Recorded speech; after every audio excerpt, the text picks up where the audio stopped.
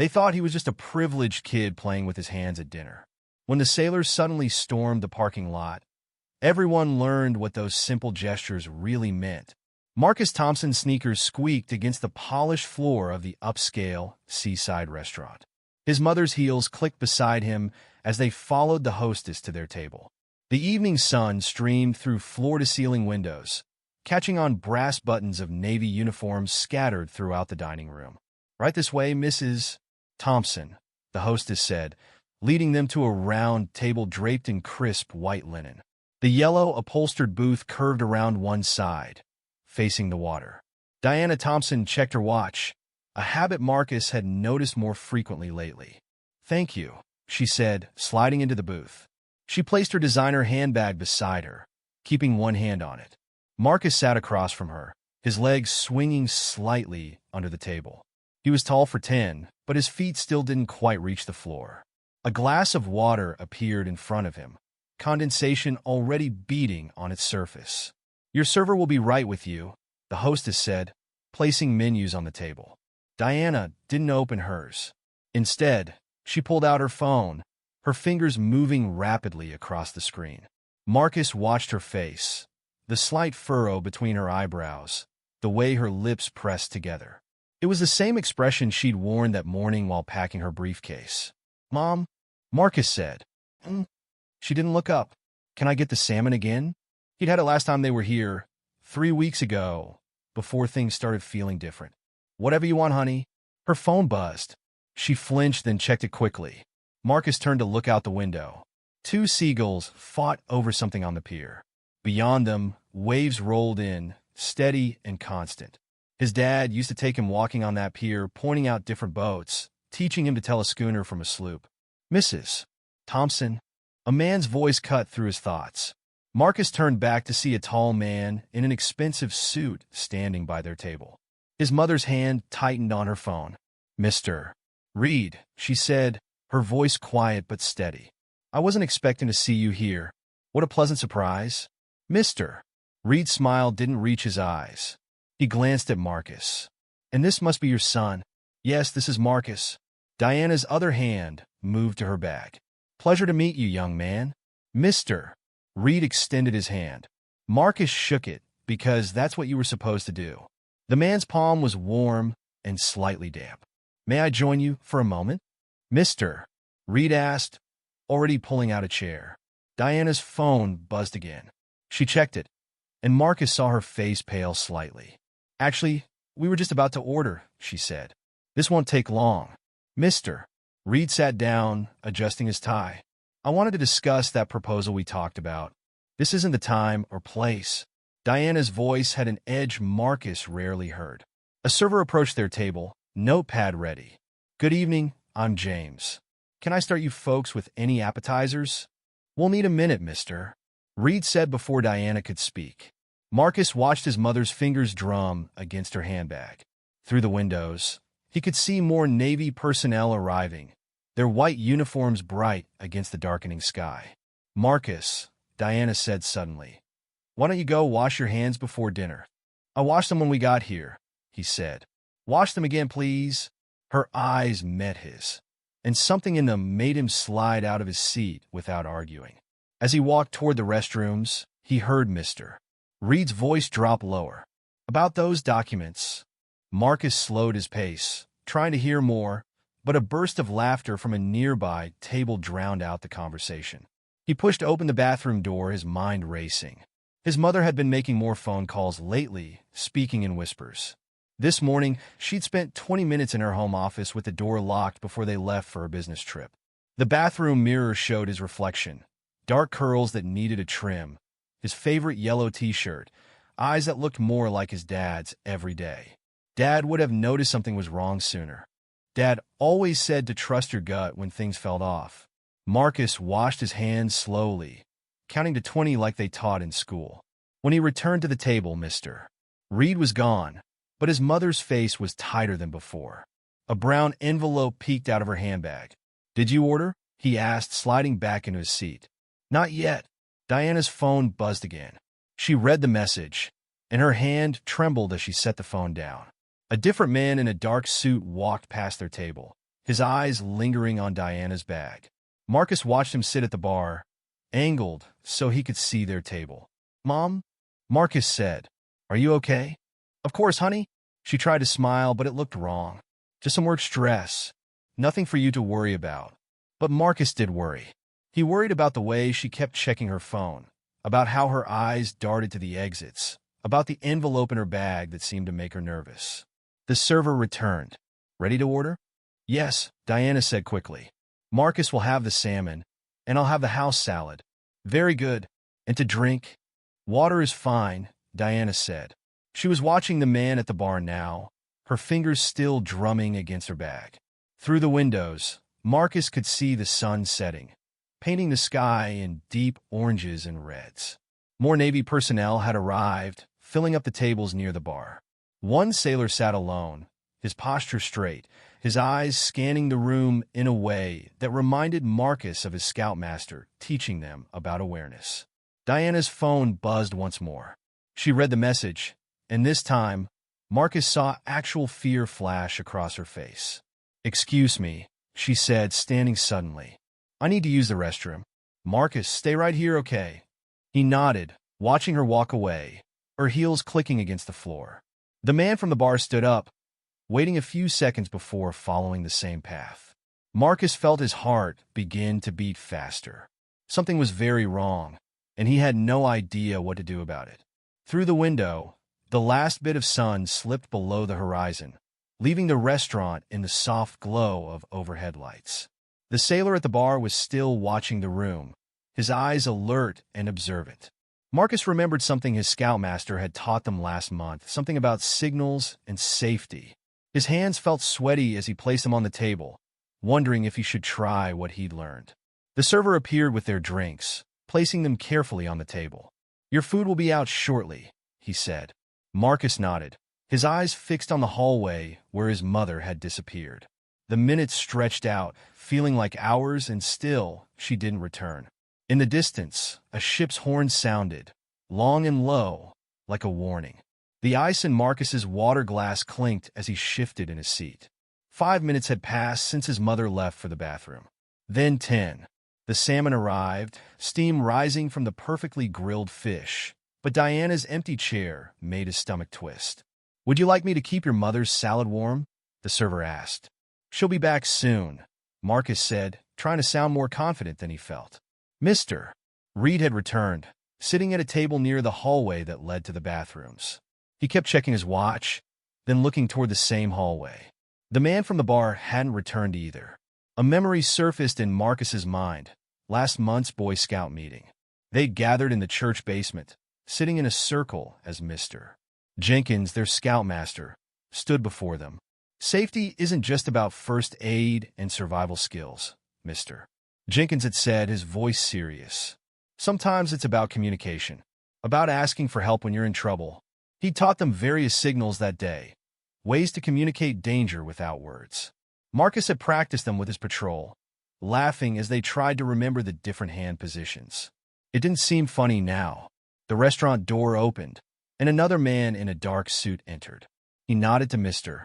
Reed before taking a seat at the bar. 3 men in suits, all watching the hallway where his mother had gone. Marcus's hands trembled slightly as he picked up his fork. He didn't touch the salmon.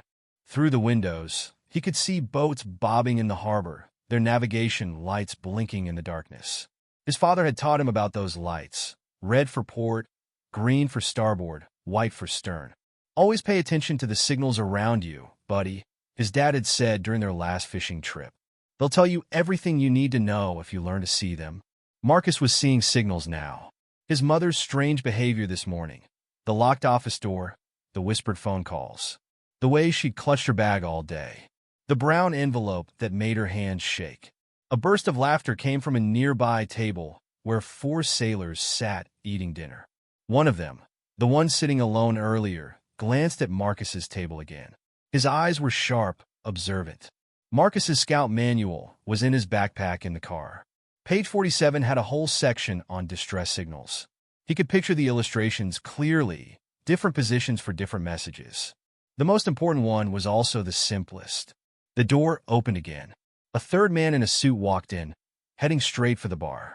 Marcus counted them now, for men in suits, all positioned to watch different angles of the restaurant. His mother had been gone for 15 minutes. A muffled sound came from the hallway. Maybe a voice, maybe nothing. Marcus's heart pounded against his ribs. He remembered Mr. Jenkins's words, "If you're ever in trouble, if something feels wrong, don't be afraid to signal for help." The sailor at the table was still watching, his posture alert even as he chatted with his companions. Marcus looked down at his hands, then at the hallway, then back at his hands. 2 tables over, a family was celebrating a birthday. A little girl in a pink dress blew out candles as her parents took pictures. Everything looked normal, peaceful. But Marcus could feel the wrongness in the air, thick as storm clouds. His father's voice echoed in his memory. "Trust your instincts, son. If something feels off, it probably is." Last week, Diana had started keeping her briefcase in her bedroom instead of her office. She'd changed all her phone passwords. Yesterday, she'd made 3 separate trips to the bank. The sailor stood up, moving to the bar to order another drink. He positioned himself with a clear view of both Marcus's table and the hallway. Marcus thought about the signal. 3 short, 3 long, 3 short. The most famous distress signal in the world. But if he was wrong, if he was imagining things... Another sound from the hallway. This time he was sure it was a voice, sharp, angry, quickly muffled. 20 minutes had passed since his mother left the table. The salmon was cold now. The ice in his water had melted. Outside, the harbor lights reflected off the dark water, distorted and wavering. A 5th man in a suit entered the restaurant. Marcus placed his hands on the table, fingers trembling slightly. He could still hear Mr. Jenkins's voice. "This signal has saved countless lives. It's simple, universal, and everyone in uniform is trained to recognize it." The sailor at the bar was watching him now, his eyes narrowed slightly. Marcus took a deep breath, trying to steady his hands. His father had always told him that courage wasn't about not being scared. It was about doing what needed to be done even when you were terrified. Marcus was terrified now. The hallway remained empty. No sign of his mother. No sound of her heels clicking on the floor. Just the weight of watching eyes and the heavy silence beneath the restaurant's casual chatter. 25 minutes.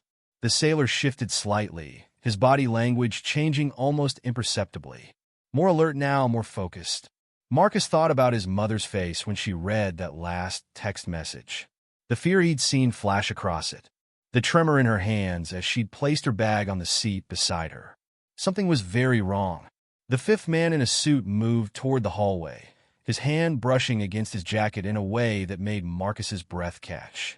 Outside, a ship's horn sounded again, closer this time. 3 short blasts.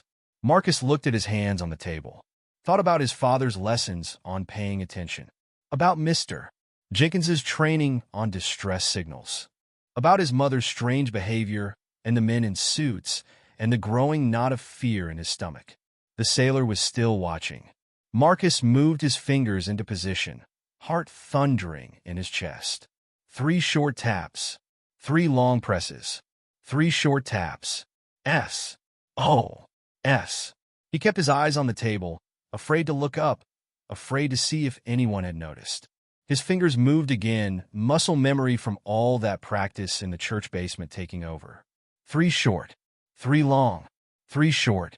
When he finally gathered the courage to glance at the bar, the sailor's posture had changed completely.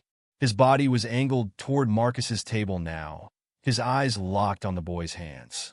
Marcus swallowed hard and repeated the signal one more time. The sailor set his drink down and reached slowly into his pocket, pulling out what looked like a phone. His fingers moved across it quickly, and moments later, another sailor at a different table checked his own phone. 30 minutes had passed since Diana Thompson had walked down that hallway. Marcus's hands were shaking, but he kept them on the table, kept tapping out the signal. The sailor made a subtle gesture to his companions, and they began to move, casually, naturally, but with purpose. The 5th man in the suit was almost to the hallway now. Marcus closed his eyes for a moment, thinking of his father's words. Signals will tell you everything you need to know if you learn to see them. He opened his eyes and tapped the signal again, praying he had learned to see correctly. Time seemed to slow down. Marcus could hear his own heartbeat, steady and loud in his ears, as he maintained the rhythm of his fingers against the white tablecloth. 3 short, 3 long, 3 short. The sailor at the bar hadn't moved, but his posture had changed subtly. His right hand rested near his hip now, and his eyes scanned the room with military precision. One of his companions had shifted to stand near the entrance, while another moved closer to the hallway where Diana had disappeared. Through the floor-to-ceiling windows, Marcus could see more Navy personnel arriving in the parking lot. They moved with casual purpose, spreading out around the building's perimeter. A memory flashed through his mind 3 weeks ago in the church basement. Mr. Jenkins had gathered the scouts around after teaching them the signals. "Remember," he'd said, "if you ever have to use this, stay calm. Keep signaling until you're sure help is coming. Don't draw attention to yourself." Marcus's fingers trembled slightly, but he kept tapping. The sailor caught his eye and gave an almost imperceptible nod. The fifth man in the suit had reached the hallway now. Marcus heard a door open and close. Muffled voices carried across the restaurant. Too quiet to make out words, but sharp with tension. "Everything okay here, young man?" The server appeared beside the table, looking at the untouched salmon. "Yes," Marcus managed to say, his voice steadier than he felt. "Just waiting for my mom." His fingers never stopped moving. 3 short, 3 long, 3 short. The sailor stood up from the bar, stretching casually. He took his phone out again, typed something quickly, then began walking toward Marcus's table. Every step was measured, unhurried. "Mind if I sit here?" the sailor asked, gesturing to an empty chair. His voice was low and calm. "The bar's getting a bit crowded." Marcus nodded, still tapping the signal. Up close, he could see the name Rodriguez on the sailor's uniform. "That's an interesting pattern you're tapping there," Rodriguez said quietly, leaning forward slightly. "Where'd you learn that?" Marcus swallowed hard. "Boy Scouts," he whispered. "My mom, she went to the bathroom 35 minutes ago. There are men in suits watching the hallway. She's been acting strange all day." Rodriguez nodded slowly, his expression unchanged. "Keep tapping," he murmured. "Tell me more." "She locked herself in her office this morning. There's a brown envelope in her bag that scared her. Mr. Reed wasn't supposed to be here." The words tumbled out in a rush, barely above a whisper. A crash sounded from the hallway, something hitting a wall. Several diners turned to look. "Stay calm," Rodriguez said softly. "Help is already here." "You did good, kid. Real good." Through the windows, Marcus could see more sailors positioning themselves around the building. His fingers were getting tired, but he kept tapping. "Please," he whispered. "My mom. We'll get her," Rodriguez promised. "Just keep doing exactly what you're doing. Don't change anything." The door to the hallway opened. Quick footsteps approached, heels clicking on tile. Diana appeared, her face pale but composed. The man from the bar walked close behind her. "Marcus," she said, her voice tight. "We need to go." "Ma'am," Rodriguez said, standing smoothly. "I'm afraid your son already ordered dinner. Why don't you sit down and join us?" The man behind Diana stiffened. His hand moved toward his jacket. It happened fast after that. 3 sailors appeared as if from nowhere, surrounding them. Rodriguez stepped between Marcus and the suited man. More uniformed personnel streamed through the entrance. "Down on the ground," someone shouted. "Hands where we can see them." Diana rushed to Marcus, pulling him close. Her arms shook as they wrapped around him. "Baby, are you okay?" she whispered. "Did they hurt you?" "I'm okay," he said, watching as the men in suits were forced to their knees, hands behind their heads. "I remembered what Dad taught me about paying attention. And what Mr. Jenkins said about signals." Diana's breath caught. She hugged him tighter. Rodriguez appeared beside them, his manner professional but gentle. "Mrs. Thompson, we'll need you both to come with us. You'll be safe now." Through the windows, Marcus could see red and blue lights filling the parking lot.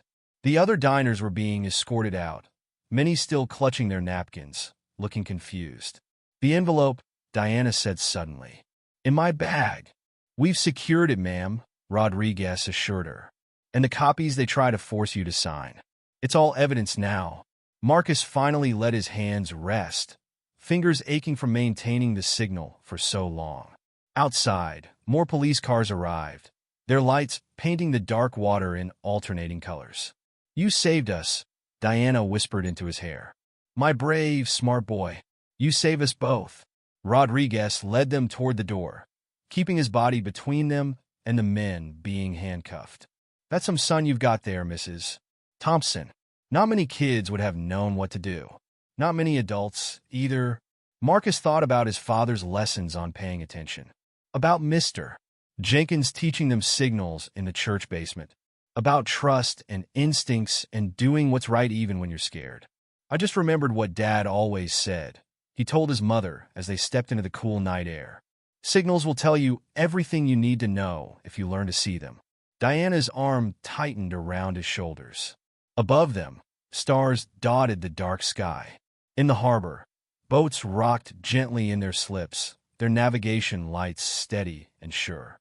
A different sailor approached them, holding open the door of a Navy vehicle. "We'll take you somewhere safe," he said. "You can tell us everything that happened." As they settled into the back seat, Marcus could see the restaurant through the window. Navy personnel and police officers moved efficiently through the scene. The men in suits were being led to waiting patrol cars. "Mom," he said quietly, "are you really okay?" Diana took his hand, squeezing it gently. "Thanks to you, baby. Thanks to you." The car pulled away from the restaurant, leaving behind the chaos and the fear.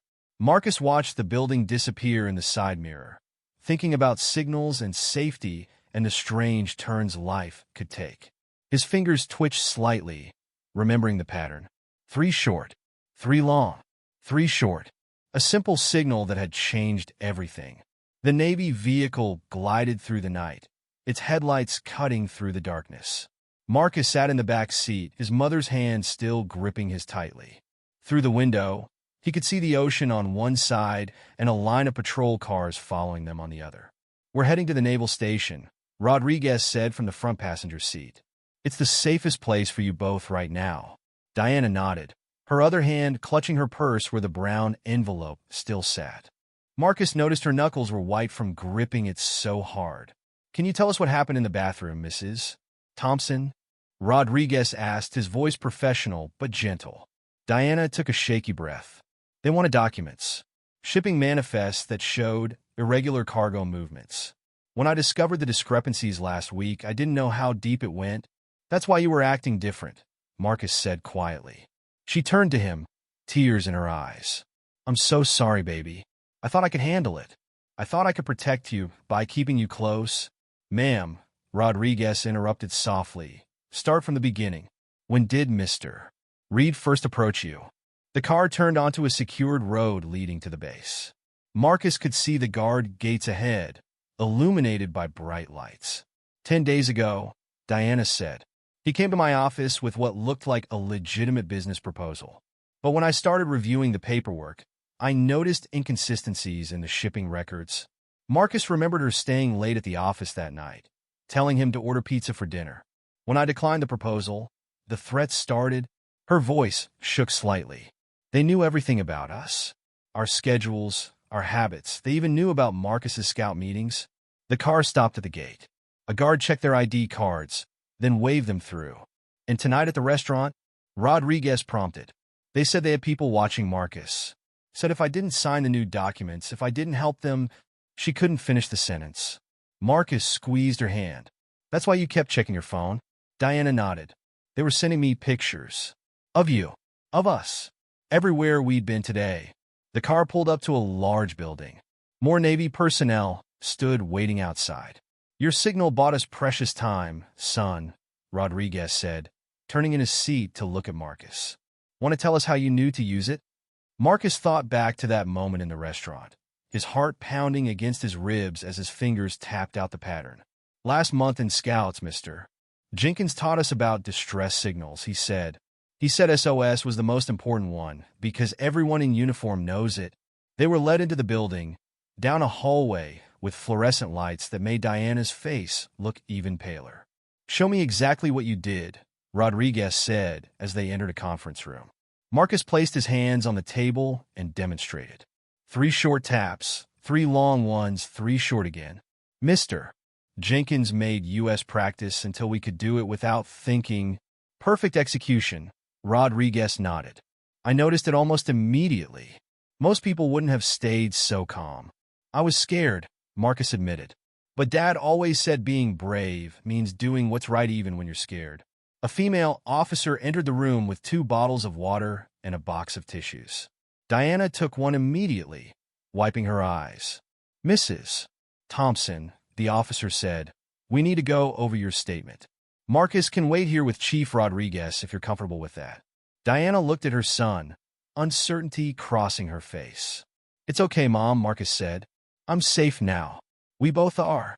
She kissed his forehead before following the officer out. Rodriguez sat down across from Marcus. That was some quick thinking back there, he said. Not everyone would have remembered their training in a situation like that. Marcus looked down at his hands. I kept thinking about what Dad would do. He was always teaching me to pay attention to details. Tell me about him, Rodriguez said, his voice gentle. He was a marine biologist. He died 2 years ago. Car accident during a storm. Marcus swallowed hard. He used to take me sailing. Taught me about navigation lights and weather patterns. Said signals were nature's way of keeping us safe. Rodriguez nodded. Sounds like a smart man. He'd be proud of you tonight. Through the windows, Marcus could see more patrol cars arriving. Men in suits, different from the ones at the restaurant, carried boxes of evidence into the building. What's going to happen now? He asked. Well, thanks to your mom's documents and what happened tonight, we've got enough evidence to shut down a pretty serious smuggling operation. Rodriguez leaned forward. Your signal didn't just save your mom, Marcus. It helped us catch some very bad people. In the hallway, Marcus could hear his mother's voice giving her statement. She sounded stronger now, more like herself. Chief Rodriguez? Marcus asked. How did you know I wasn't just fidgeting? That it was really a signal? Rodriguez smiled. 23 years in the Navy, son. I've seen that signal a few times. But I've got to say, I've never seen it executed more perfectly by someone your age. A knock at the door interrupted them. Another officer entered with a paper bag. Thought you might be hungry, he said, placing the bag on the table. Since you didn't get to eat your salmon. Inside was a burger and fries. Marcus hadn't realized how hungry he was until that moment. Your mom's going to need to answer more questions, Rodriguez said as Marcus ate. And you'll probably need to tell your story a few more times. Think you can handle that? Marcus nodded, mouth full of fries. Good man, Rodriguez said. You know, we've got a youth program here on base. Teaches kids about maritime safety, navigation, things like that. After what you did tonight, I'd say you're more than qualified to join. Through the window, Marcus watched the night shift change, fresh sailors replacing tired ones. Each one moved with purpose, just like his dad used to say military people did. Hey, Chief Rodriguez? Marcus said, can you teach me more signals? In case I ever need them again? Rodriguez's expression softened. Tell you what, once this is all sorted out, come by the base. We'll teach you everything we know. In the hallway, Marcus could hear his mother's voice growing stronger as she continued her statement. He thought about signals again, not just the SOS he'd tapped out, but all the others. The way his mother's behavior had changed. The suspicious men in suits. The brown envelope that caused so much fear. His father's words echoed in his mind. Signals will tell you everything you need to know if you learn to see them. Tonight, Marcus had learned to see them clearly. The clock on the conference room wall read 11:47 p.m. Marcus sat with his hands folded in his lap, watching shadows move behind frosted glass windows as Navy personnel hurried past. His mother's voice still carried from somewhere down the hall, strong and steady now as she detailed the events that had led to this night. More fries? Rodriguez asked, pushing the paper bag toward him. Marcus shook his head. His stomach felt full, but not from food. The adrenaline from earlier was wearing off, leaving him tired and shaky. Want to walk me through exactly what happened? Rodriguez pulled out a small recorder. Sometimes it helps to talk about it. Marcus nodded, his mind replaying the scene in the restaurant. The way his mother's hands had trembled. The men in suits watching from every angle. The muffled sounds from the hallway. Mom had been different all week, he started, locking doors. whispering on the phone. This morning, she spent forever in her office before we left. Rodriguez nodded, taking notes. What else did you notice? The brown envelope. When Mr. Reed gave it to her, her hands started shaking. And there were men watching us. First one, then more. Marcus closed his eyes, remembering. When Mom went to the bathroom, one of them followed her. That's when you decided to signal? Marcus opened his eyes. Not right away. I was scared I was wrong. That maybe I was imagining things. Through the window, he could see the lights of ships in the harbor, steady and constant. His father had taught him about reading the water at night, about trusting what you saw even when you weren't sure. Tell me about the signal itself, Rodriguez prompted. What was going through your mind? I remembered scout meeting. Mr. Jenkins showing us how to tap it out. Marcus demonstrated on the table again, muscle memory taking over. 3 short, 3 long, 3 short. He said it's the most famous distress signal in the world. Rodriguez leaned forward. And you kept it going for almost 20 minutes. That takes focus.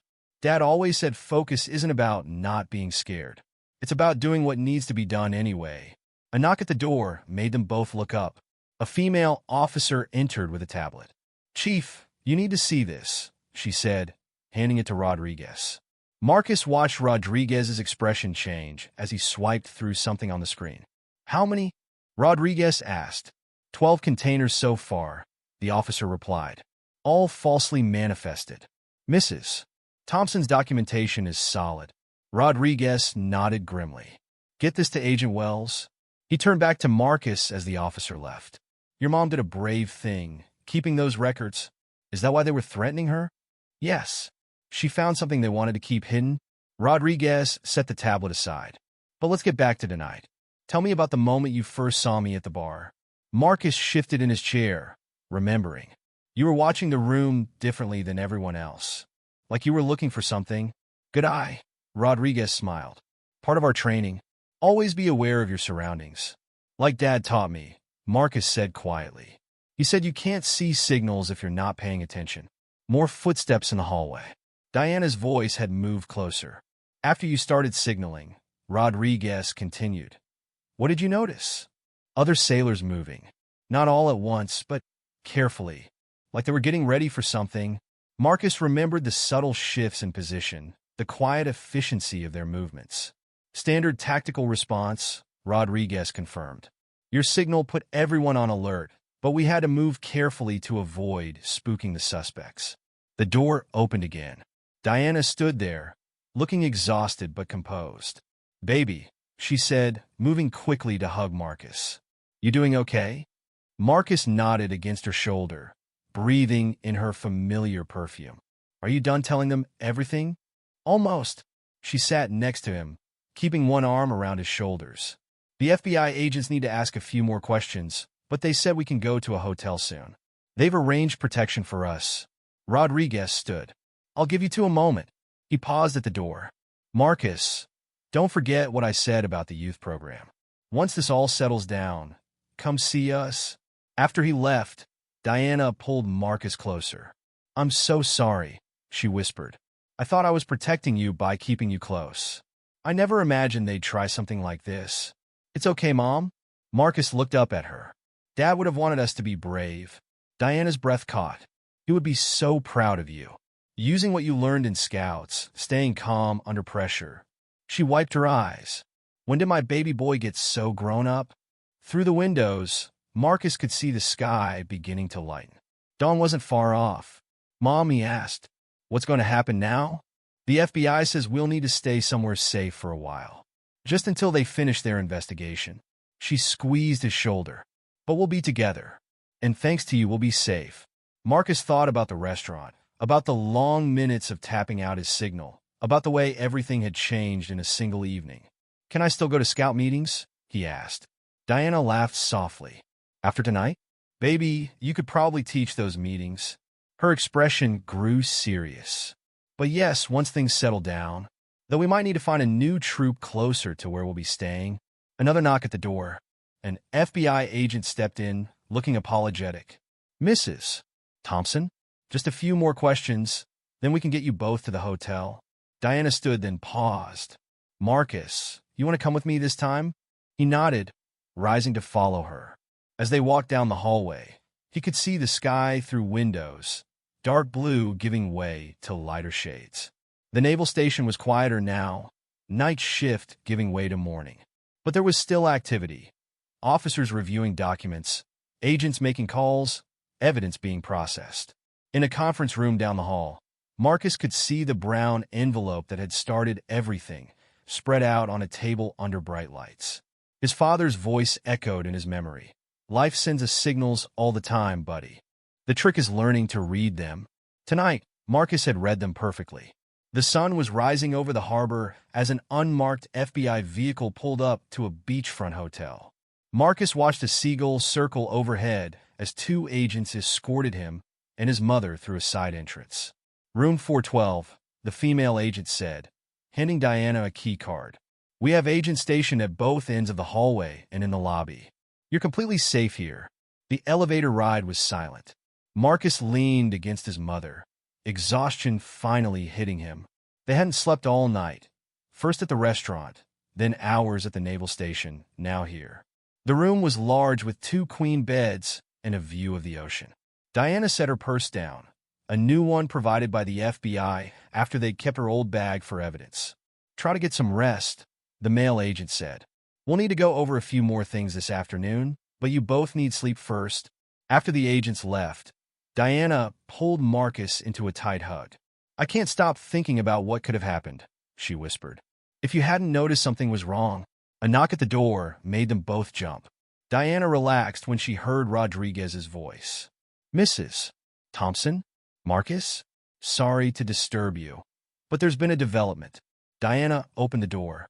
Rodriguez stood there with another man in a dark suit, different from the ones at the restaurant. His badge identified him as FBI Agent Wells. We've made more arrests, Wells said without preamble, including some people at your company, Mrs. Thompson. We need to review some photos, see if you recognize anyone. Diana nodded, moving to the small table by the window. Marcus sat on one of the beds, watching as Agent Wells spread out several photographs. This man, Diana pointed, he's on the board of directors. And she's in accounting. Her hand trembled slightly. I trusted them. The operation was bigger than we initially thought, Wells said. Your documentation exposed a smuggling ring that's been operating for years. Marcus watched his mother's face as she identified more people in the photos. She looked tired but determined. Chief Rodriguez tells me your son's quick thinking saved more than just you two, Wells continued. That signal he sent bought us time to get teams in place, catch them all in the act. Diana reached for Marcus's hand. He remembered his scout training and everything his father taught him about paying attention. Wells turned to Marcus. Tell me about that moment, son. When did you first realize something was really wrong? Marcus thought back to the restaurant, to the growing knot of fear in his stomach. Mom kept checking her phone, he said. Her hands were shaking. And when she went to the bathroom, one of the men followed her. She'd been gone too long. Good observations, Wells nodded. What else? The way the men in suits were watching us. How they positioned themselves around the restaurant. Marcus paused. Dad used to say predators do that, position themselves around their prey. Diana's grip on his hand tightened. Your father taught you well, Rodriguez said softly. And you kept your head in a crisis. That's rare, especially for someone your age. Another knock, room service with breakfast they hadn't ordered. Courtesy of the bureau, Wells said. You both need to eat something. The smell of coffee and pancakes filled the room. Marcus hadn't realized how hungry he was until he saw the food. While you eat, Wells continued, I need to explain what happens next.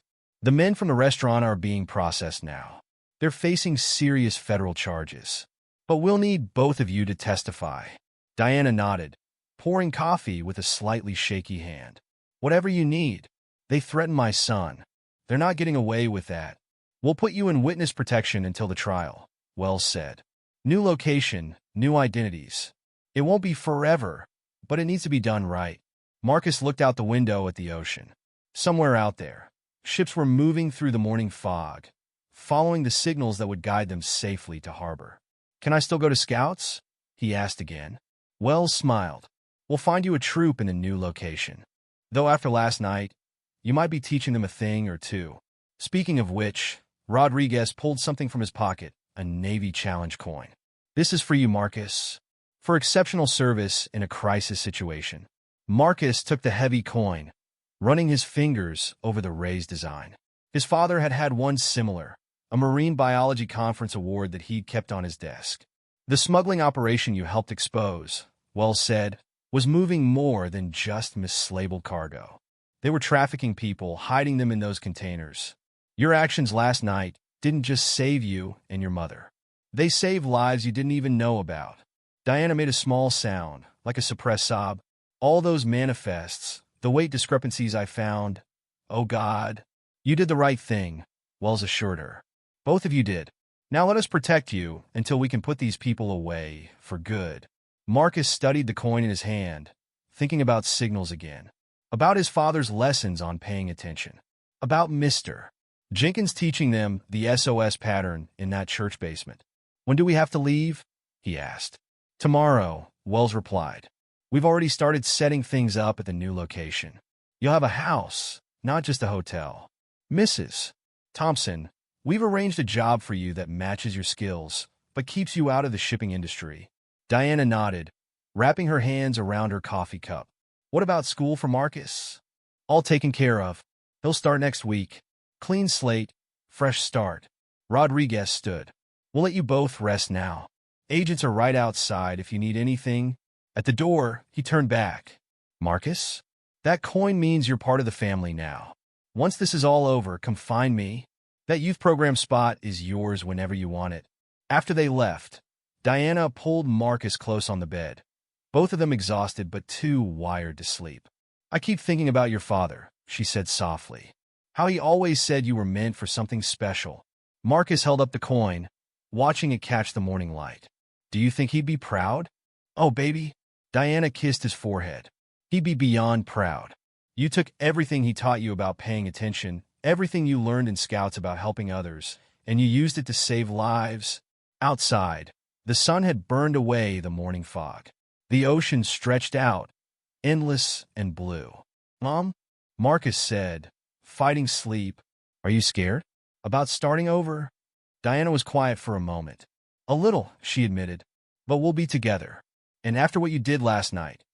Baby, I know we can handle anything as long as we're together. Marcus thought about new schools and new scout troops and new names. About the lives hidden in those shipping containers. About his father's lessons and Mr. Jenkins's training and a simple signal that had changed everything. Dad always said signals would tell us what we need to know, he murmured, finally drifting off. As long as we learn to see them. Diana pulled a blanket over them both. Sleep now, my brave boy. Sleep now. The new house sat on a quiet street in a town 3 states away from the restaurant where everything had changed. Marcus stood in his bedroom, unpacking boxes labeled with his new last name, Parker. Marcus Parker, he whispered, testing how it felt. Different, but not wrong. Like putting on new shoes that hadn't been broken in yet. Diana, now Sarah Parker, appeared in his doorway. 2 weeks had passed since that night at the restaurant, but Marcus could still see traces of tension around her eyes. How are you doing with all this? She asked, sitting on his unmade bed. It's weird, he admitted, pulling scout badges from a box. But Agent Wells said we can go back to our real names after the trial. A knock at the front door made them both freeze. Then they heard a familiar voice. Mrs. Parker? It's Dr. Martinez. Diana relaxed. The FBI had arranged for them to meet with a trauma counselor, someone who specialized in helping families in witness protection. Come on up, Diana called. Dr. Martinez was a woman in her 50s with kind eyes and a calm presence. She'd been meeting with them separately and together since their arrival in the new town. How's the unpacking going? She asked, taking in the half-empty boxes. Slowly, Marcus said, holding up his scout badges. I'm trying to decide what to put up. Your new troop meets tomorrow, right? Dr. Martinez sat in his desk chair, while Diana remained on the bed. Marcus nodded. Agent Wells says they've briefed the scoutmaster. He knows we're in witness protection, but not why. How do you feel about that? Meeting new people who don't know your story? Marcus thought about it, turning a badge over in his hands. Dad always said every new person is a chance to learn something new. Dr. Martinez smiled. Your father seems to have taught you a lot of wisdom. Tell me about that night again. The moment you decided to signal for help. They've been over this several times, but Dr. Martinez said talking about it would help process the trauma. I was watching Mom's hands, Marcus said. They kept shaking. And the men in suits, they moved like sharks. Dad taught me about shark behavior when we go to the aquarium. Predatory behavior. Dr. Martinez nodded. You recognize the pattern? And then when she went to the bathroom, Marcus swallowed. When that man followed her, Diana made a small sound. Dr. Martinez turned to her. Sarah, sorry, I know it's still strange hearing that name. How are you processing what happened in the bathroom? Diana took a deep breath. They weren't physically violent, but the threats. She looked at Marcus. They showed me pictures of him. At school, at scout meetings, everywhere. Said they had people watching him constantly. Marcus put down the badge he was holding and went to sit beside his mother. But they didn't know I was watching too, he said. That's what Dad always said. Pay attention to everything around you. Your hypervigilance served you well that night, Dr. Martinez said. But now we need to work on feeling safe again. Both of you. Through his new window, Marcus could see kids playing in the street. Normal kids who didn't have to watch for men in suits or remember distress signals. Tell me about the sailor, Dr. Martinez prompted. The one who first noticed your signal. Chief Rodriguez. He gave me this. Marcus pulled out the challenge coin. Said it means I'm part of their family now. Do you feel that way? Like you belong to something bigger? Marcus thought about it. Dad belonged to the marine biology community. Mom belonged to her company before everything happened. Now we belong to this. This group of people protecting us. That's a very mature way of looking at it, Dr. Martinez said. How about you, Sarah? How are you dealing with the loss of your professional identity? Diana straightened her shoulders. The FBI found me good work. Different industry, but still using my skills. And after what I discovered, she shuddered. I don't want anything to do with shipping anymore. A car drove by outside. One of the unmarked FBI vehicles that still patrolled their street. Marcus, Dr. Martinez said, tell me about tomorrow. What are you nervous about? Meeting new people. Using my new name? He paused, wondering if I'll have to use the signal again someday. The signal served its purpose, Dr. Martinez said gently. It saved lives. But here now you're safe. You both are. Another knock. Agent Wells this time, with updates about the case. 3 more arrests today, he said after greeting them. The operation went deeper than we thought. Mrs. Thompson, sorry, Mrs. Parker. Your documentation was crucial. Diana nodded. Any sign they know where we are? None. You're completely secure here. Wells turned to Marcus. How you holding up, son? Okay. Marcus showed him the challenge coin. Chief Rodriguez gave me this. Well deserved. Wells smiled. He asked about you, you know. Says when this is all over, that youth program spot is still yours if you want it. Marcus thought about the naval station, about learning more signals, about belonging to something bigger than himself. The trial starts in 6 months, Wells continued. Until then, you focus on being the Parkers. Go to work, go to school, go to scout meetings. Live your lives. We'll handle the rest. After Wells left, Dr. Martinez helped them continue unpacking. She said creating a familiar space would help with the transition. Marcus hung his scout badges on a corkboard, arranged his books on new shelves. His father's marine biology books had come too, carefully packed by FBI agents before they left the old house. One day at a time, Dr. Martinez said as she prepared to leave. That's how we handle big changes. And remember, what you're feeling is normal. Both of you experienced something traumatic. Diana walked her to the door while Marcus stayed in his room, looking out the window at his new street, his new life. The challenge coin sat on his desk, catching the afternoon light. Beside it, a photo of his father. One of the few personal items they'd been allowed to bring. Still teaching me, Dad, he whispered. Still helping me see the signals. 3 months into their new lives, Marcus sat in Dr. Martinez's office, watching rain streak down the windows. The office was warm and comfortable, with soft chairs and calming blue walls. Tell me about your new scout troop, Dr. Martinez said, notebook balanced on her knee. They're different from my old one, Marcus replied. But good different. Scoutmaster Williams taught us about wilderness survival last week. And the signal? Have you thought about teaching them? Marcus shook his head. Not yet. It feels private somehow. Dr. Martinez nodded understanding. Like a special tool you're keeping safe. That's perfectly normal. Down the hall, he could hear his mother in another office, having her own session. They still came twice a week. Marcus after school, Diana after her new job at an environmental consulting firm. Mom's different, Marcus said suddenly. Better, I think. She laughs more now. I've noticed that too, Dr. Martinez smiled. What else have you observed? She's home for dinner every night. We cook together sometimes. And? He hesitated. We talk about Dad more. Before, it made her too sad. Through the window, Marcus could see the FBI car parked across the street. It was always there, watching, protecting. But it didn't frighten him anymore. Last night, he continued, we looked at old photos. Mom told me stories about when she and Dad first met. She didn't cry this time. That's significant progress, Dr. Martinez made a note. How about you? Are the nightmares getting better? Marcus nodded. I haven't had one in 2 weeks.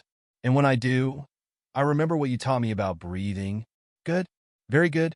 She set her notebook aside. Want to try something new today? What kind of something? A kind of signal, different from the one you used that night. This one is for you and your mom, to use when words are hard. Marcus leaned forward, interested. Signals were something he understood. When either of you is feeling overwhelmed or scared or just needs the other person to know you're thinking about them. Dr. Martinez demonstrated a simple hand gesture. 3 quick squeezes. It's private, just between you two. Like a secret code, Marcus said. Exactly. But this one isn't for emergencies. It's for healing. After his session, Marcus found Diana waiting in the lobby. She looked more relaxed than she had in months, her smile reaching her eyes. Good session, she asked as they walked to their car. A new one, provided by the FBI. Marcus reached for her hand and gave 3 quick squeezes. Diana's step faltered for a moment. Then she squeezed back, tears shining in her eyes. Dr. Martinez taught you too? She asked. Just now. She said it's our new signal. For when we need each other. At home, Diana started dinner while Marcus did his homework at the kitchen counter. It had become their routine, this quiet time together, rebuilding their life piece by piece. I got a letter from Agent Wells today, Diana said, chopping vegetables. They've made a deal with one of the board members. He's testifying against the others. Marcus looked up from his math problems. Does that mean the trial will be sooner? Maybe. They're still gathering evidence. She paused, knife hovering over a carrot. The shipping containers, there were children in some of them, Marcus. Younger than you. Marcus thought about that night at the restaurant, about his signal that had done more than just save him and his mother. Are they safe now? He asked. Yes, baby. They're safe. Some have even been reunited with their families. Diana wiped her eyes. What we did, it mattered so much more than we knew. The doorbell rang. They both tensed, a habit now, but relaxed when they heard Scoutmaster Williams's voice. Evening, Mrs. Parker. Marcus home? Diana opened the door. Scoutmaster Williams stood there holding a badge.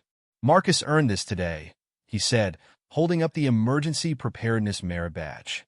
One of the fastest completions I've seen. Marcus took the badge, running his fingers over the embroidered design. It felt different from his other Scout achievements, more real somehow. Thank you, he said. After Scoutmaster Williams left, Diana hung the badge on Marcus's corkboard, right next to the challenge coin from Chief Rodriguez. Your father would be so proud, she said softly. Not just of that night, but of how you're handling everything. The move, the new names, all of it. Marcus gave her hand 3 quick squeezes. She squeezed back immediately. I miss him, he said, but I can still hear his voice sometimes, teaching me things. Me too, baby. Diana pulled him close. Me too. Later that night, they sat on their new back porch, listening to crickets. The FBI car was still there, a quiet presence at the curb. Mom? Marcus asked. After the trial, when we can be ourselves again, can we go back to the naval station? Chief Rodriguez said. Of course. Diana stroked his hair. You earned your place in that youth program. And after everything you've been through, everything you've learned, you'll have so much to share. Marcus thought about the restaurant, about the long minutes of tapping out his signal, about all that had happened since. He thought about the children from the shipping containers, safe now with their families. Dad used to say that sometimes the biggest changes come from the smallest actions, he said. He was right. Diana looked up at the stars. One small signal changed everything. Not just for us, but for so many others. Marcus gave her hand 3 quick squeezes. She returned them, and they sat together in the growing darkness, healing, remembering, looking forward to whatever signals life would send them next. 6 months to the day after that night at the restaurant, Marcus stood in front of his mirror, adjusting his scout uniform. The trial started tomorrow, but tonight was about something else entirely. His first presentation to his new troop about emergency preparedness. Ready? Diana asked from his doorway. He nodded, giving his neckerchief one final adjustment. They'd both come a long way from those first terrifying days of witness protection. The FBI car still sat outside, but it felt more like a friend now than a reminder of danger. Chief Rodriguez called, Diana said as they headed downstairs. He'll be at the courthouse tomorrow. Said he wouldn't miss it. Marcus smiled. The chief had kept in touch through Agent Wells, sending messages and updates about the youth program that waited for him after the trial. Did he say anything about the others? Marcus asked. The sailors who were there that night? They'll all be there. Every one of them wants to see this through. Outside, autumn leaves skittered across their driveway. 6 months of seasons had passed in this new place. Summer fading to fall, their fake names feeling less fake with each passing day. Scoutmaster Williams was waiting at the community center where the troop met. He knew tonight's presentation was special. New parts of their story now, though not all of it. Ready to teach them about signals, Marcus? He asked. Yes, sir. Marcus clutched his note cards. Dr. Martinez had helped him prepare, making sure he could tell the story without triggering anxiety. The meeting room filled with scouts and parents. Diana sat in the back, giving Marcus's hand 3 quick squeezes before taking her seat. Tonight, Scoutmaster Williams announced, we have a special presentation from one of our newest members. Marcus Parker is going to teach us about emergency preparedness and the importance of recognizing distress signals. Marcus walked to the front of the room. His hands trembled slightly, but his voice was steady. 6 months ago, he began, I learned that sometimes the smallest signal can save lives. He told them about different distress signals, flags, lights, hand gestures. He demonstrated the SOS pattern, his fingers tapping rhythmically on the podium. 3 short, 3 long, 3 short, he explained. It's the most famous distress signal in the world, and every person in uniform is trained to recognize it. The scouts watched intently as he showed them how to tap it out. In the back of the room, Diana wiped her eyes. But signals aren't just about emergencies, Marcus continued. They're about paying attention, about reading the world around you. My dad taught me that before he died. After the presentation, parents and scouts gathered around, asking questions. Marcus answered them carefully, sharing what he could without revealing their secret. That was wonderful, Scoutmaster Williams said later, as they packed up. You have a real gift for teaching, Marcus. Outside, the FBI car flashed its lights once. Agent Wells's way of saying well done. The next morning dawned clear and cold. Marcus put on a suit they'd bought specially for the trial. Diana wore a blue dress that made her look strong and professional. Remember, Agent Wells said as they drove to the courthouse, you'll be testifying as the Thompsons today. Your real names, your real story. The courthouse steps were crowded with reporters. Agents surrounded them, keeping cameras away as they hurried inside. And there, waiting in the lobby, was Chief Rodriguez in his dress uniform. Look at you, he smiled at Marcus. All grown up? Marcus hugged him, feeling the solid strength that had helped save them that night. The other sailors are already inside, Rodriguez said. They wouldn't miss this. The courtroom was packed. Marcus recognized some of the men from the restaurant, the ones in suits who'd threatened them. They looked smaller somehow, less frightening in their prison jumpsuits. Diana testified first, her voice clear and unwavering as she detailed the shipping manifests, the threats, that final night at the restaurant. Then it was Marcus's turn. He walked to the witness stand, remembering Dr. Martinez's breathing exercises. The judge smiled kindly as he was sworn in. "Please tell the court what happened on the night of May 15th, the prosecutor said. Marcus took a deep breath and began. He told them about noticing his mother's strange behavior, about the men watching them, about remembering his scout training. "The signal," the prosecutor said. "Tell us about that." Marcus demonstrated on the witness stand rail. "3 short, 3 long, 3 short. My scoutmaster taught us. It's the most famous distress signal in the world." "And what made you decide to use it?" "My dad always said to trust your instincts, to pay attention to the signals around you." Marcus looked at the sailors in the gallery. "When Mom didn't come back from the bathroom, when I saw those men following her, I knew we needed help." His testimony lasted an hour. Through it all, Diana sat in the front row, giving him strength. When he finished, the judge thanked him personally. "You showed remarkable courage and presence of mind," she said. "This court is impressed." Outside, after the day's proceedings ended, Chief Rodriguez had news. "The youth program starts next month," he said. "As soon as the trial's over and you can come back to the coast, there's a spot waiting for you." Marcus looked at his mother. She nodded. "We're coming back," she said. "Both of us. The environmental firm has an office there, and they've offered me a position." That night, back in their witness protection house, Marcus and Diana sat on the back porch again. Tomorrow they'd return to court, but tonight was for them. "Are you ready?" Diana asked. "To be ourselves again?" Marcus thought about it. I think we're different now. Better maybe. Stronger. Your father would say we've learned to read the signals better." Marcus gave her hand 3 quick squeezes. Their private signal. The one that meant, "I love you and I'm here and we're safe," all at once. "We'll keep this signal though," he said. "Even when we're the Thompsons again." Diana squeezed back. "Always." Inside, Marcus's new scout badge caught the light, hanging next to Chief Rodriguez's challenge coin.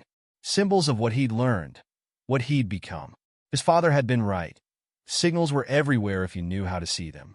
In the squeeze of a hand, in the flash of a smile, in the quiet strength of starting over. Marcus Parker would fade away soon, back into witness protection files. Marcus Thompson would return to the coast, to the Naval Station Youth Program, to a life forever changed by one crucial night and a simple signal. But the most important signal of all would stay with him. 3 quick squeezes that meant family, that meant love, that meant home. In the street, the FBI car kept its quiet vigil. Above, stars dotted the sky like navigation lights, guiding them toward whatever came next. Marcus gave his mother's hand one final squeeze. They were ready.